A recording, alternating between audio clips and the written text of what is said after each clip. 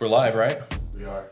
Cool. We've been live the whole time. Excellent. That's where the gold comes from. It's just off the cuff.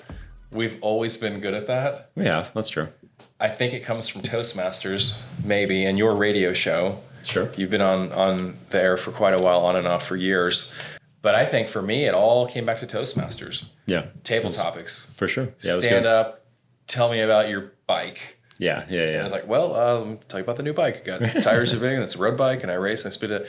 Like, you got to think on your feet, and it really taught us. No, for sure. And you were in Lake Mary. I was in downtown Orlando. Still am. Yeah. You still go? Yeah, still Nice. go. So it's every Wednesday. I don't make it to every single Wednesday just because of scheduling, but yeah, it's been good. It's incredible. I love the it. best thing about Toastmasters, I think you'll agree, is that there's so many different topics. Like, you talk about whatever you want. So any topic that they're into, people will talk about. Oh, yeah. So space, heard things on technology, topics that I would not have researched or learned about. But through Toastmasters, you hear a 5 to 7 minute speech on the new satellite that launched that you might not know about, that somebody else is super into. Absolutely. Yeah, and that's the prepared speech, you mean? Yeah, prepared speech, exactly. Right. Yeah, Where they're coming in, they do the research. Toastmasters for me was probably the greatest thing I ever did for business. I remember going to my first Toastmasters meeting. A mentor of mine told me about this way back in the day, like before I even met you. And shout out Nat Polk from Lake Mary. Old Nat Polk, he was a legend in the PNC insurance game. And I was asking him for help. You know, I've always been coachable because of my sports background. I was like, hey, Nat, what do I do? You know, I'm trying to get in the insurance business. And he always would say, Rob, you're a bad boy. That's what he's telling me. He's like, go to Toastmasters. Like, all right, Nat, I'll go to Toastmasters. And I remember the first one, it was in Lake Mary at the Panera Bread. And I sit through the meeting.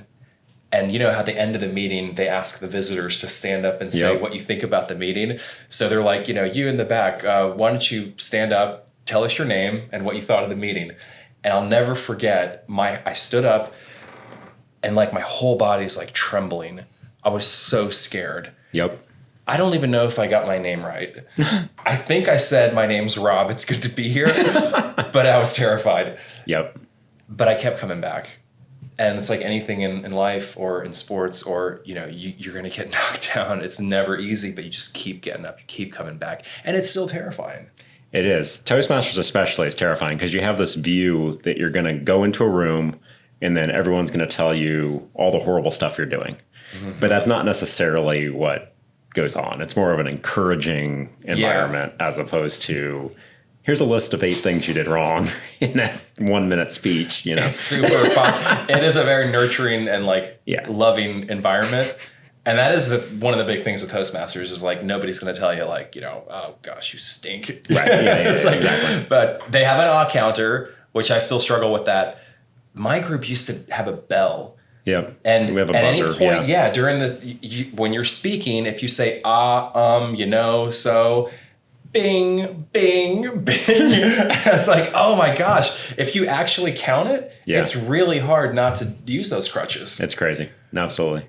Awkward silence is another weird one for people where you can use that as a powerful thing speaking, but sometimes you just lose your train of thought and it's awkward. Like Biden. We've got politicians now that are like 80, 90 years old. So it's not uncommon to see both sides of the aisle. Oh my gosh. The Republican dude, what's the old guy's name? McConnell. Yes. Yeah. Oh my gosh. He's been freezing up lately. Like really bad.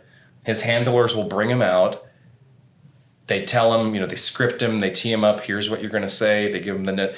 And the guy would just freeze. I've seen it multiple times. I feel really bad for them. Yeah, for sure. How embarrassing is that? Like, is that really how you want to go out? It could be medical. It could be a lot of stuff. Yeah. I think should have like an age limit on Congress and a term limit. Goodness, you have these guys that are like 40 years deep. Like, get them out of there, you know? Get some fresh blood in there. Gosh. Get some people like us in there. Yeah, right. It'll be all downhill from there, man. I don't know. Maybe it wouldn't be so bad. Well, I was thinking we could talk about things that we've been hearing from clients lately too. Yeah, that's always a good one. Let's jump into it, man. So I think that's like definitely something that's current and ever changing. Because what we hear from clients depends on the news, politics, all that fun stuff. Yeah. I would say one thing I've been hearing a lot is, I'd like to buy XYZ stock. Like, I'd like to buy, you name the hot item right this second, Apple, Microsoft, Home Depot, whatever. NVIDIA, exactly. And then chances are, when I look at their portfolio, not every time, but the majority of the time, they already own what they're asking about. Oh my gosh. In the index. Or a mutual fund or some other type of investment. Absolutely. They already own that exact thing. It's crazy how all the products now, for the most part, are going to own those top 10 or 20 names. Right. Pretty much everything. If you have a 401k, a Roth, a brokerage account, if you own a mutual fund of any kind, which most Americans have exposure to, whether through 401k or whatever. 529, they're all over the place. Yeah, all over the place. You're going to own those top 10 or 20 names in pretty much every product out there today. But people don't realize it because they don't look under the hood. So they say, oh, here's another one.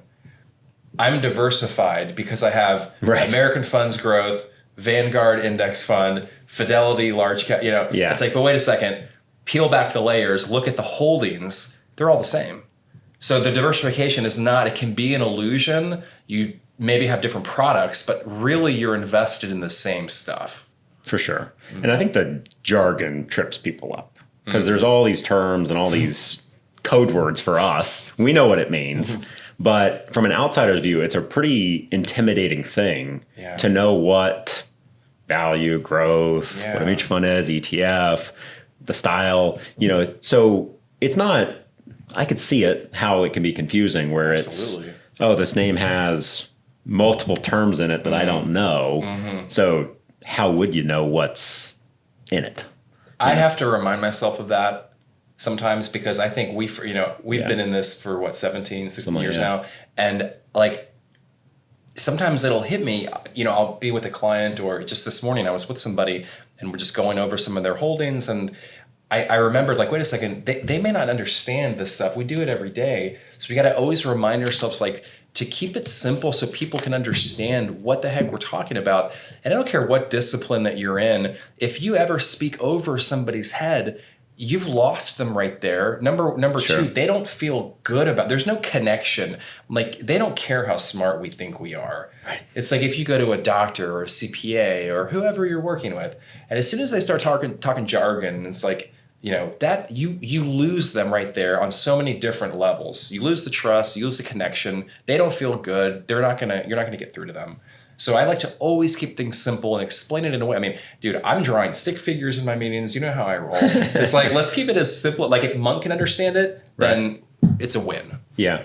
I say something very similar. We need to dial it down so my mom understands it. Yeah, Betty's a smart lady too. But yeah, I mean, Monk's 11.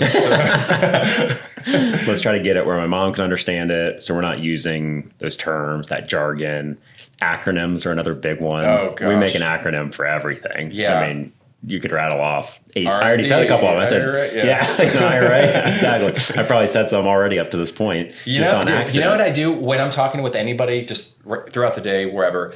If they drop an acronym on me, like a different industry, I always stop them and say, what does that mean? You know what I'm saying? Just because I don't want to let it go. It's almost like a reminder, like, wait a second, you're talking a different lingo now. You need to reel it back in and tell me, what does that mean? And I think that that's helpful for them as well as you. So number one, I really want to know what they're saying. But number two, like, it might be a subtle reminder, like, hey, buddy, you're getting a little technical now. Let's dial it back down. Even for our industry. So I was at a conference and they kept saying AI. And they were going on and on. Oh, AI this, AI that. It's going to change the investing landscape. So, and they're going on. And then I come to realize they're not talking about artificial intelligence. They're talking about alternative investments. Really? But it was the exact same. So I was lost. Boy. I'm in the industry. Yeah. And this guy, now, in my defense, I think he is in like the alternative space but still. For the company, but like still I assumed he was talking about artificial intelligence.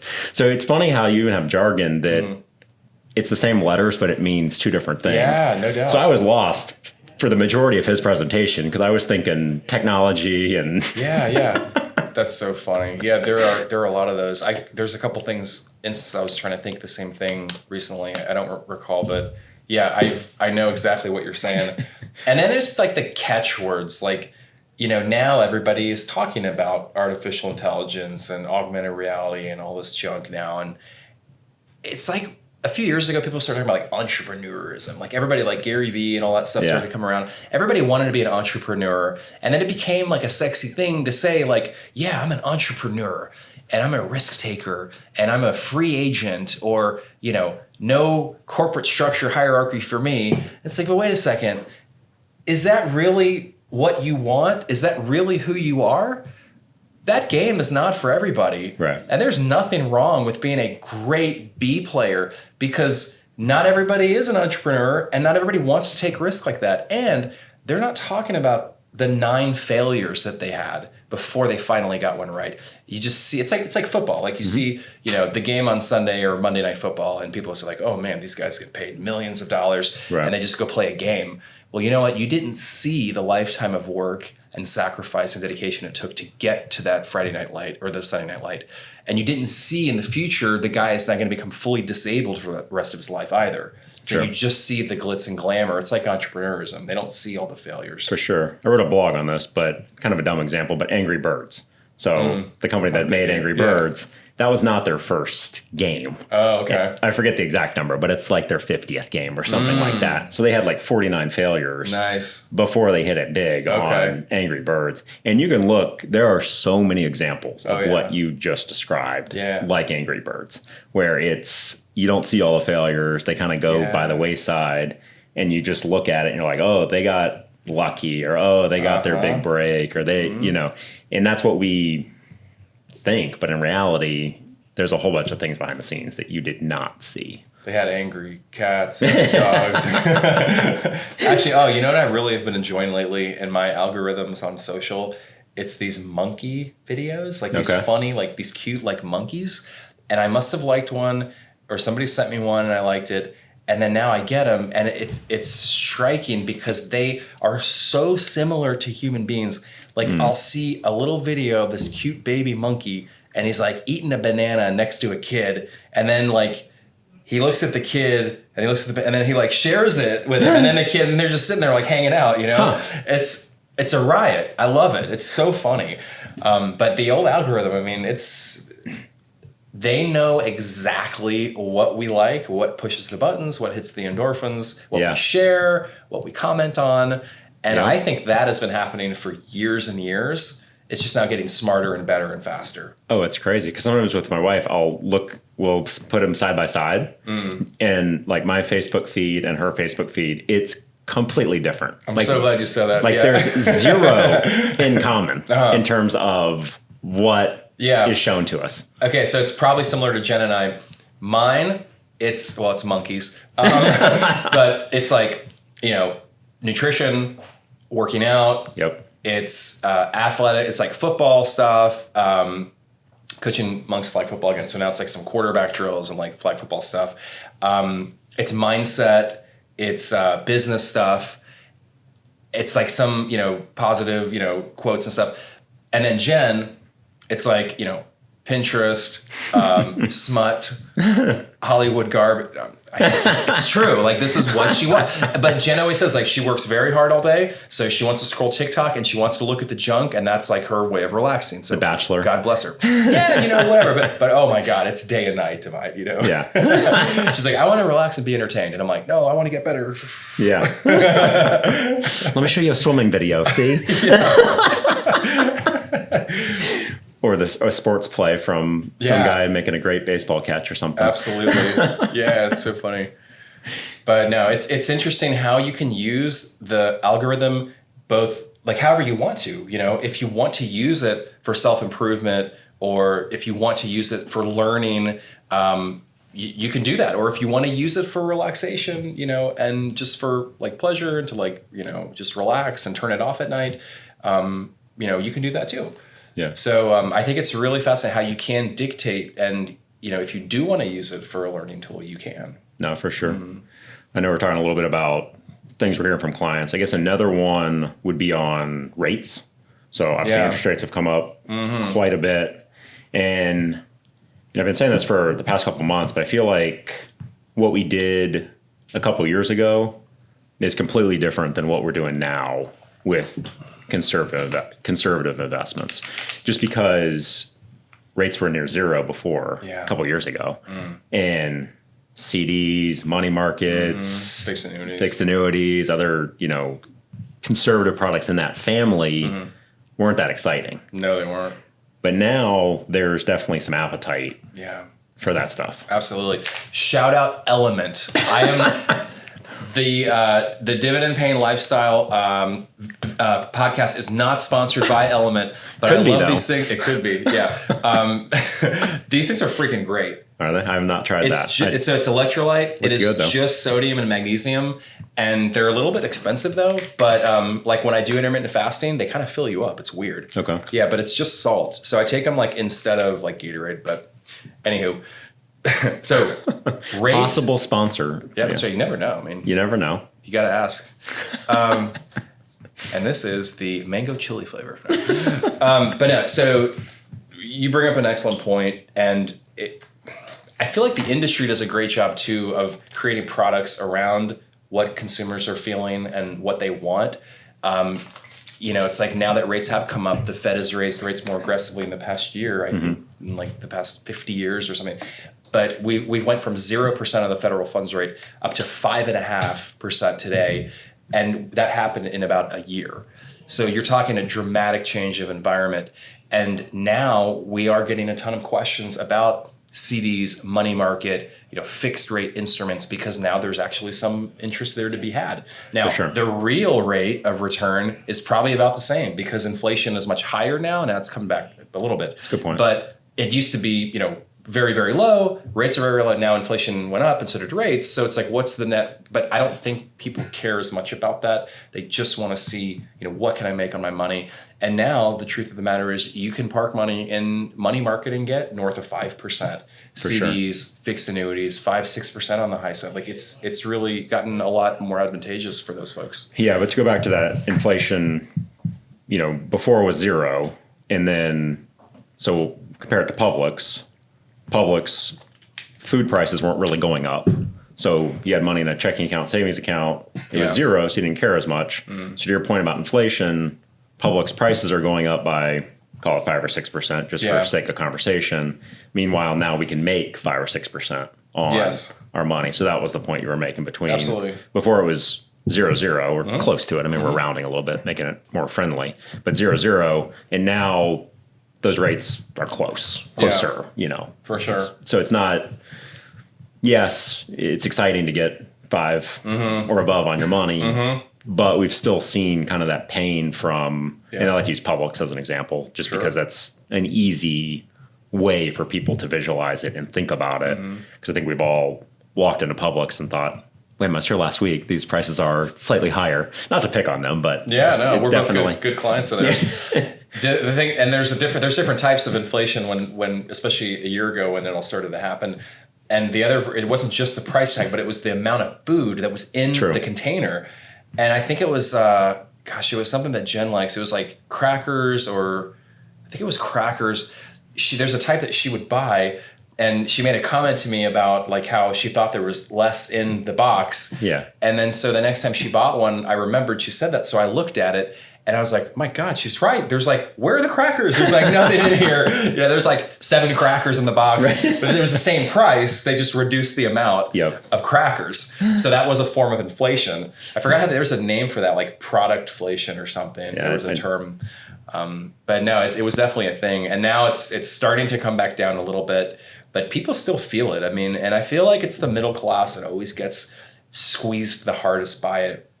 The truth of the matter is, I'm not looking at, the price of gas. If I need gas, I'm going to go get it. Right. I don't really care that much. We talked about this the other day about the mindset stuff. 10 years ago, I would really pay attention and I would drive a few extra blocks or go to Costco or whatever to get the cheaper gas. But if you were like a working, middle of the road family, kind of month to month, that pain at the pump is a serious deal if you're commuting to work and back. Sure. And so when you look at the price of gas or other commodities, like that's a real thing. And I don't know the exact number, but a lot of folks in this country it's hard to get by. And, putting food on the table, insurance, unless you have it through work, is out. Like you don't have health insurance. So, for guys like you and me, we're blessed enough to we're at the point of life where it's like, thankfully we don't have to search, for the lowest amount of gas. The other day, this leads me, and I want to talk about it because I think it's worth talking about. We were speaking about when you get to a certain point of income, of net worth, your mindset starts to shift. Sure. And my experience is as my income and net worth continued to go up, I started to worry less about small things, such as gas price or, shopping around for the lawn guy or, on Amazon looking for pens, right? Yeah, right. Like how much time are you going to spend searching for if you could save $1 on Amazon, if you're searching for Sharpie pens I need for Chance's football team, because I hit the right place. Well, the other morning I caught myself scrolling Amazon. I'm like, okay, $4.99. Let me see if I can get one for $3.99. And after a while, I was like, wait a second, this is crazy. Like I'm being my dad. Right. Like I don't need to be worried about this. I need to be thinking about something bigger and something different. So I just bought the damn pens and I moved on.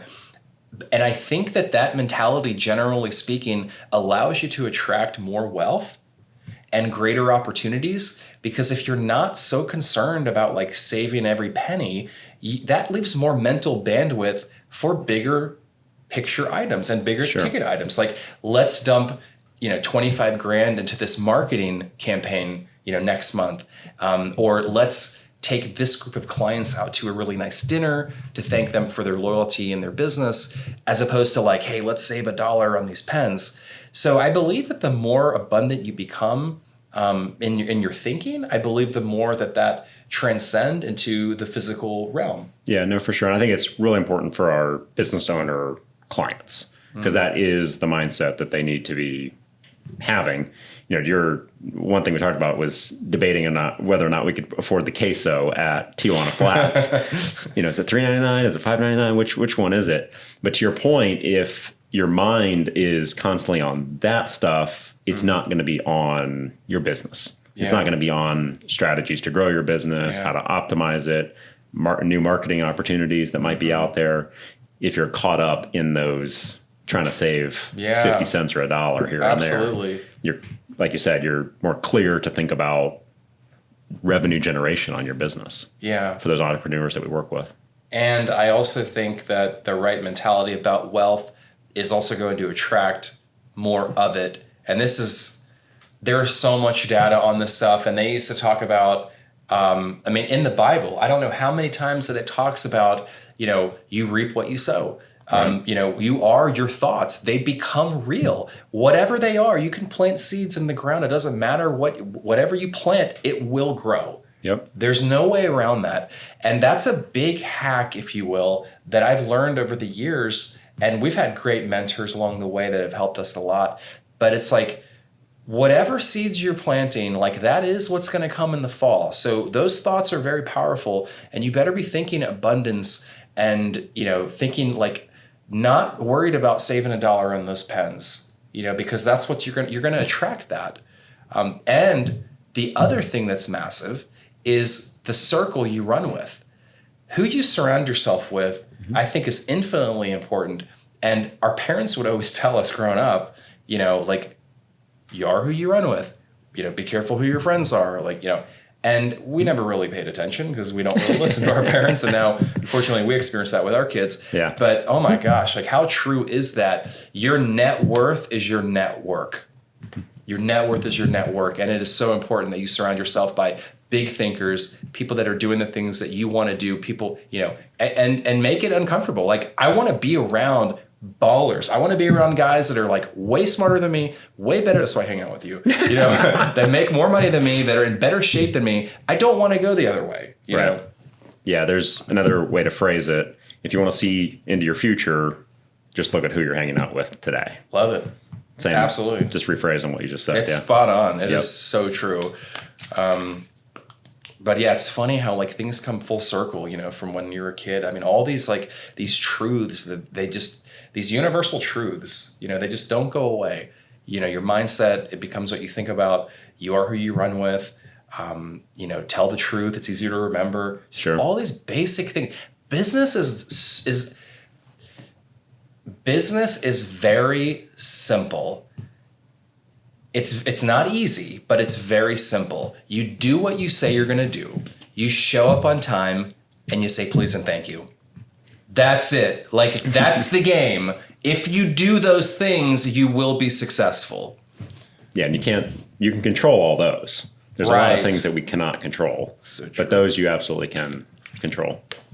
You know what I tell my kids at football? We were practice yesterday, and I've got a big team. We have like 13, 14 kids, and it's only 6-on-6. So I have like 2 teams, and I have like a couple other guys I have to like rotate in. And I talk to them a lot about the only things we can control out here is attitude and effort. Yeah. Attitude and effort. Yeah, if you can just give me good attitude and effort, I don't care if you drop a pass. I don't care if you forget the play, if you line up wrong, if you miss the tackle, whatever. Give me attitude and effort, and everything else will work out. It is just like business, is it not? Yeah, absolutely. Like attitude and effort. I mean, if you're like, oh, you're like always negative, or it's like, you don't work. Like that's, if you don't do those right, like I don't care what else is going on, you're not going to be successful. Yeah.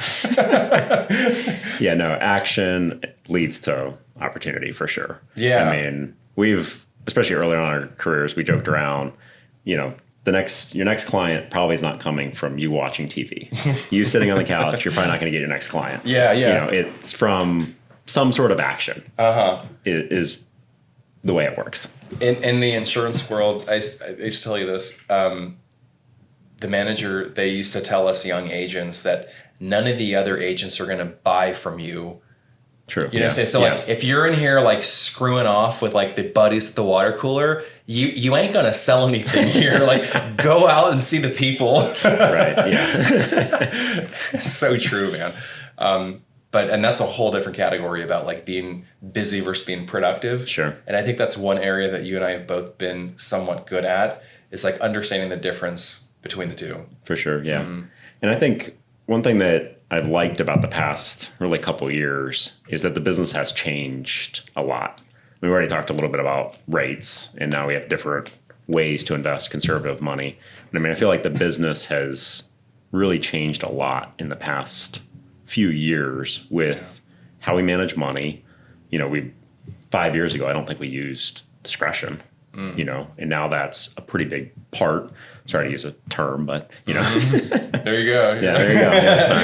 At least you didn't use an acronym. Yeah. Ambassador, DCA, exactly. R&D. Yeah, exactly. But no, that is exciting. Keeping up with all those changes, though, and individual securities too. Sure. Yeah, that's a big one. Yeah, just something that, again, you need to be active. You need to be constantly adapting to the current market. Again, it's not sitting on your couch watching TV. Mm-hmm. You're not going to learn the new stuff. Yeah, no, not at all.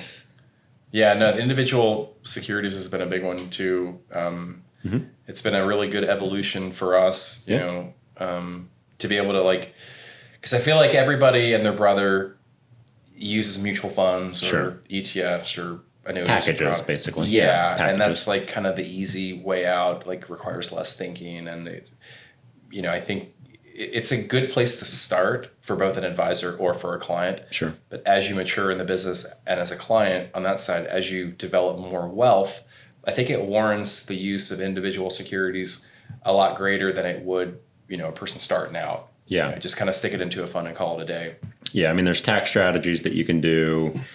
Most of the time we'll use something that pays interest of some kind. So something that's kicking off some money to the person, whether it's a dividend, or in the case of a bond, it'd be called an interest payment. But basically you're getting some money for holding it. You're getting paid to hold that thing. Absolutely. Yeah. And then you have more choice and control as well with the individual securities. Sure. Like it doesn't happen every day, but let's say your, uncle died of, cancer, lung cancer. And it's like, well, the investors say, I don't want Philip Morris stock. Like I want no exposure to it. Or they don't want to support the military industrial complex. I don't want Raytheon, Lockheed Martin, or Northrop Grumman. okay, well, if you own a mutual fund, I guarantee you're going to own some exposure to those names. Sure. Whereas if you have individual stocks, you can carve them out, rather easily. Yeah. Because some products or packages just invest purely on size. So Right. if you're in the 500 biggest companies in the United States, you're probably going to be part of that group. Yeah. So you can't pick and choose where you're like, well, I only want 300 of the 500. Yeah. Well, you can't do that. Or you can pick your advisor based on size too. So like I only want 6'2" and up. So then like you'd come to Michael and I. At least 200 pounds. No. Let's talk about fitness for a second because, I just threw out some random numbers, but I don't know a lot of advisors personally. Well, in our sphere we do, but maybe let's say generally speaking that are in great shape, especially on the older side. I see a lot of advisors at the conferences that, kind of have the belly going on. They're not really, you can tell like they're smart guys and they're great advisors, but they're not taking care of, there's a missing pillar in their life. Like they have the intellect, they have the money, but they're missing the fitness part. And it's always been frustrating to me when I see that, because like, how could you be so smart and so successful over here, but you're totally missing the boat over there? Yeah. And I find it more fun as part of like my lifestyle, as far as running, biking. Yeah, I find all that stuff very enjoyable. That's cool. So that's probably the missing component for those people that you're describing, that I just don't think it's fun, or maybe they haven't found that could what be they like as well. The other thing too, because I was really big most of my life. Well, as I get older, it's like becoming like less than half now of my life. But like post football, as an offensive lineman, like I was huge. I was definitely stronger than I am now, but I had a lot more body fat too. So I was like 275 when I hung them up, and I transitioned to civilian life. And I knew I needed to lose weight because I didn't want to be massive for no reason. And then now that football was over, I no longer got to like smash people and like block guys, which was fun and I loved it. But I knew I didn't want to be that big, like going into business and like just the rest of my life. Sure. So I studied nutrition and I read some books, and I had a job one summer at a health food store, and I started to like immerse myself in the whole sector of nutrition and understanding whole foods. And a lot of the fad diets now weren't around. They weren't invented yet, but I basically did paleo before that was a thing. Okay. I essentially just removed all processed food from my diet, and slowly the weight came off. It just did. I didn't count calories. I didn't do macros. I just eliminated all processed food. And it was really cool because I was so into it. Like I would go home, my dad's a big guy, and I started to like talk to my dad about it. And I started to like, I remember one day I had a highlighter, and I lived at home, and I went to the cupboard, and I started highlighting all the ingredients on the processed food. And like hydrogenated oil out, egg for source out, flour out. And then my dad started to catch on, and then he lost weight. It was really cool. And this took about 2 years to lose the weight, but slowly it started to come off. And it was a really neat thing. And so now, I think about that a lot. And Jordan Ostroff called me the other day, and he just out of the blue, he's like asked me like, why do you think people are resistant to change? And I had an answer immediately. I said, it's easy. It's because the pain that they feel in their current situation is not greater than the pain it would take to change. Sure. Yeah. And that's the formula. So at some point you hit some kind of a rock bottom. I suppose the rock bottom is when you decide to stop digging, is an old saying that this guy in recovery once told me. So whenever that is like you becoming pre-diabetic, or maybe it's your doctor telling you got to lose weight or you're not going to live very long, or maybe you have a grandchild, or maybe you have a newborn, or maybe your pants don't fit anymore. Like that was always my indicator, But once you have some event that becomes painful enough that it's willing to, it's more pain there than it is to make the sacrifice of working out, of eating properly, of doing what you got to do, then that's when the change would occur. No, for sure. I don't think I'd heard the story about the pantry with your dad. That's pretty funny. Really? Yeah. Yeah, I don't know if I heard felt- that. But it did make me think this is not going to be a sponsor if you do try to get sponsors. Have you ever looked at the ingredients on Doritos? Oh, it's awful. It's unbelievable. It's so bad. It's like a couple paragraphs Blue, Lake, 40, red, 7. Those dyes are the worst. Some stuff has like multiple X's in it. And what's the new, it's like Doritos, Takis. okay. Betsy like Takis? No, I don't think we bought those. Those are loaded too. Takis are so bad. It's like rat poison. Dude, if you read the back of Takis, it's like this new, like, sort of like Doritos, but they're like these little, like, they're like long, skinny, like tortilla shaped things, and they're freaking delicious. I'm sure. Do you read the back of one of those things? Like, it'll scare you half to death. They're awful. And people eat this shit like all day. You know, I mean, we look at that and we're like, okay, you know, have a cheat day, like, you know, maybe have some. Yeah, but it's like, could you imagine like fueling your body with this poison day in and day out? And we wonder why people in this country are fatter and sicker than any point in human history. It's a really like dangerous cycle. I mean, I know people that are like really anti like large food, you know, food industrial complex or whatever, but it seems like the whole system is rigged against you. Right. Mm-hmm. And there's a pretty big lack of education surrounding nutrition. Yeah. I mean, just in general, not to pick on brands, but yeah, I had a lean cuisine for lunch, so that means I'm eating healthy. Oh, man. My buddy Tim. Not necessarily.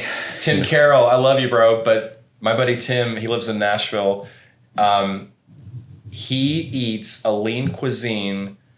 I think he eats 2 a day. He definitely has one for lunch and maybe for dinner. And they're like 350 calories. So he's a straight up calorie tracker guy. Okay. And he's been doing it for, I mean, he looks good. He's fit. I mean, he's a little bit older than us, but he's in good shape. But I'm like, dude, you're killing yourself. Like just the amount of like sodium and, you know, processed like frozen stuff. Yeah. Like it's not good. There is, and Jeff Houghton and I talk about this a lot. There's something to be said for quality of macros as well as quantity of it, you know, and the old school, you know, lifters or like nutrition people will say it's calories in, calories out. That's it. So, okay, does that mean I can eat a plate of bacon and drink beer? And then as long as I hit the macros, like I'm good. Maybe from a vanity point, like my buddy Tim, like he could still like, you know, look good on the outside, but I don't think so. Like from a longevity, health perspective, no way. Performance. Oh yeah, performance too, absolutely. Because we've debated this, you know, as a carrot, let's just say it has the exact same nutrition facts. You know, let's just say you eat a pile of carrots and there's whatever, however much sugar is in there. If you take the equivalent ice cream, is sugar. Yeah. Technically, yes. But like you said, what you alluded to is, well, the carrots, you're going to perform a lot better, obviously. Okay, it's going to be better for you. Let's take that. Let's expand on that. I'm going to go like carrots to table sugar because, and I like ice cream, carrots, and table sugar, just to throw that out there. But the ice cream has fat and like dairy. So let's just say a pile of carrots that would be like 150 calories or a couple of, shout out Sprite. Not an endorsement yet. Let's say this can of Sprite, I'm fasting. Well, this is another story. Let's say a can of Sprite, 140 calories, 38 grams of carbs, which is 38 grams of sugar. So it's all sugar. Versus a pile of raw carrots with the same numbers. So now you're like to like. Okay. From a pure vanity standpoint, from what I can tell, I think it's the same in terms of like how much you're going to weigh. Are you going to gain weight, lose weight, you know, whatever. Are your pants going to fit tomorrow? But from an internal medicine perspective, health, longevity, wellness, performance, obviously the pile of carrots is going to be better for you than the Sprite. For sure. So it is quality and macro quantity. The things we talk about. And we've actually had this conversation in real life multiple times. It's so true. Yeah, I mean, this is the things that we talk about when we're not talking about stocks and bonds. So funny. You wrote a book a long time ago. Mm-hmm. It was part of the inspiration that eventually, you know me, I kick the can sometimes, but that led me to write mine. Thank you. Tell me about your book, how you used it. Do you have plans to write another one? Yeah, absolutely. So I blogged for about 5 years and just produced a whole bunch of different blogs, various topics, all relating to financial stuff. And for the most part, I would take something in everyday life, like Angry Birds, and then compare that to something with finance. It could be investing, could be debt, could just be maybe teaching your kids about money. So I took all these blogs and then I formed them into chapters based upon topics. Nice. So I have one on debt, one on investing, one on saving for college. And basically that's how I wrote my book. So I wrote it, I would say, slowly over time, which I feel like is, I kind of joke, that's the least painful way of doing it.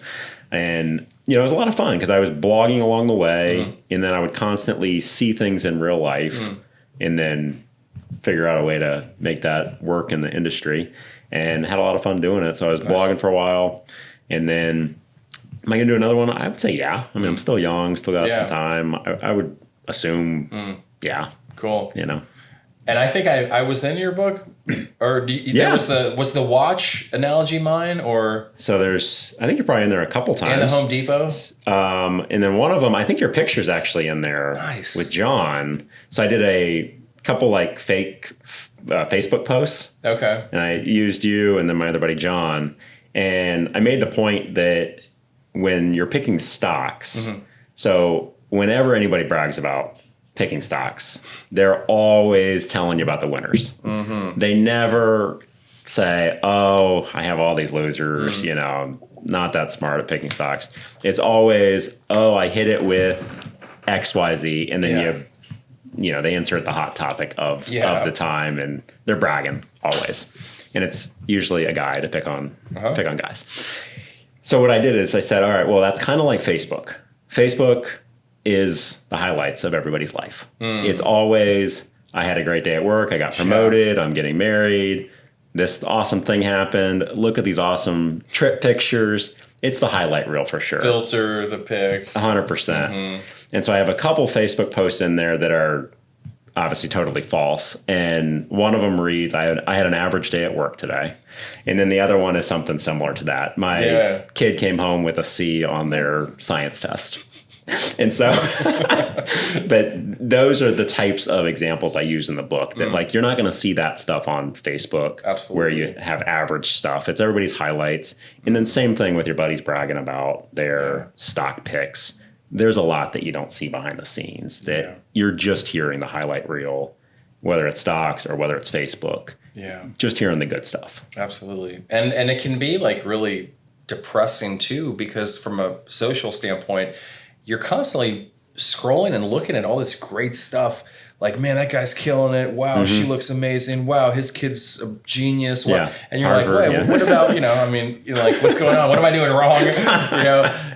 But you got to remind yourself, like, it's only their best foot forward. And a lot of it is fake. A lot of it is deep fake. Like, it's not even like some guy is standing in Dubai in front of a Lambo. It ain't his car. Right. He's wearing the only nice shirt that he owns.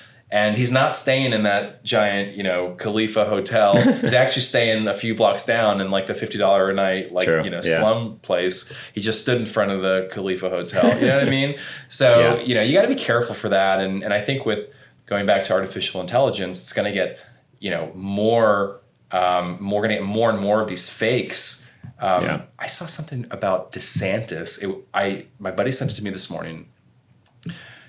It was a video of DeSantis he was basically apologizing for putting his hat in the ring and trying to run for president.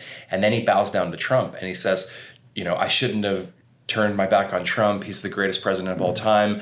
I'm sorry. I apologize to my family, to the state of Florida. I'm officially backing out of the presidential race. And it looked so real, but it was created by AI. Yeah. It was wild. And it seemed fishy because just the way he was saying it, not the way he was saying, but like the things he was saying, it didn't seem like he would come out and like bow down to Trump and but it looked 100% authentic and it was a deep fake. No, for sure. And it's something we've been dealing with in our business too, as far as training on that stuff for money movement, Oh yeah, account big time. opening, money laundering. Yeah. That could be used for bad in our world. Yeah. And I've heard that some, Raymond James, Fidelity, John Hancock's of the world have actually adapted similar technology to their call center, where they'll have, when a call comes in, because when you call, you're being recorded, Sure. which you always think is for a human being is going to listen in, but it's actually a computer system pretty much at this point listening in, and it's listening for inconsistencies. So if you called in the example they used at the conference that I was at, if you called in and you have a fish tank in your room and they can hear the bubbler, the next time you call, if they don't hear that fish tank, it raises a security alert. Wow. And so then they're going to confirm more of your identity. So there's a lot of things like that artificial intelligence is now being used in our industry to protect people's money. It's a cat and mouse game. But I was blown away that type of technology even existed. Yeah. What do you mean? I just called you from a different room. Well, then we're going to ask you for your zip code, social, mother's maiden name, or something. Yeah, exactly. We're going to have to ask you. We're going to have to quiz you a little bit more. Yeah. Because your security, I got a security warning on that this might be a fraudulent call. Yeah, it's a cat and mouse game with technology. It's always been like that too.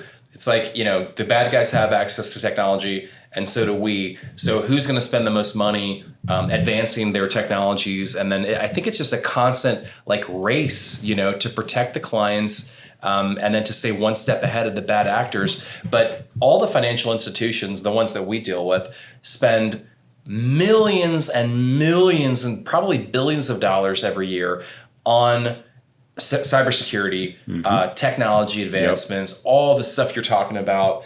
And imagine how much data storage that it takes to actually comb through all this stuff.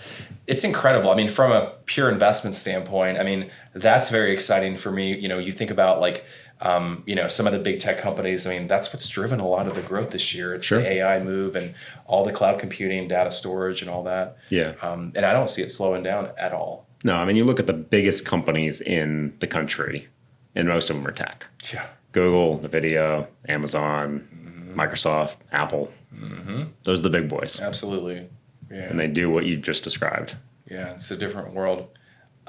Just to close up on that, I think it was at a First Trust lunch once we were there, and Paul showed us the top 10, or no, I'm sorry, it was the 10 largest companies in the world from each decade. Yep. Have you seen that? It's fascinating. So cool, because they change not every one of them, but if you go to the 80s, the biggest 10 corporations in the world, 6 or 7 of them were Japanese. Yeah. It was Japanese Steel Company, Toyota. Some banking. A couple banks. And I was wow, that's Japan dominated, in the 80s. And then it's the 90s, most of them fell off. You had a couple left, but out of the 10, then it became Exxon. I think it was I think there was 2 integrated oil companies were on it, and it was more US companies, and then they changed the next decade, and then now it's all tech. Sure. So what that tells us as advisors is look, whatever's working right now, it's great, but we have to skate to where the puck is heading.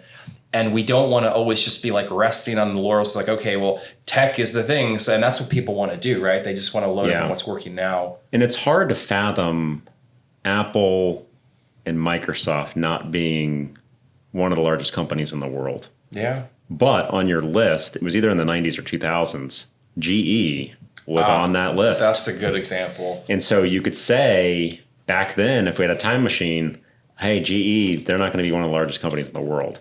People would have said, what? You're nuts. You're nuts. Yeah. That's no way. So it's just hard for us to fathom that with Apple and Microsoft. Yeah. But IBM, they're still a player, but they ain't what they used to be. Right. Yeah. IBM and GE were both on that list. AT&T, I think they were on it at some point. They were a fraction of what they were. For sure. Yeah. Just hard to fathom though. Yeah, things are always evolving like everything. And so it's important that we're always thinking forward. In Strategic Coach, they say your future's always brighter than your past.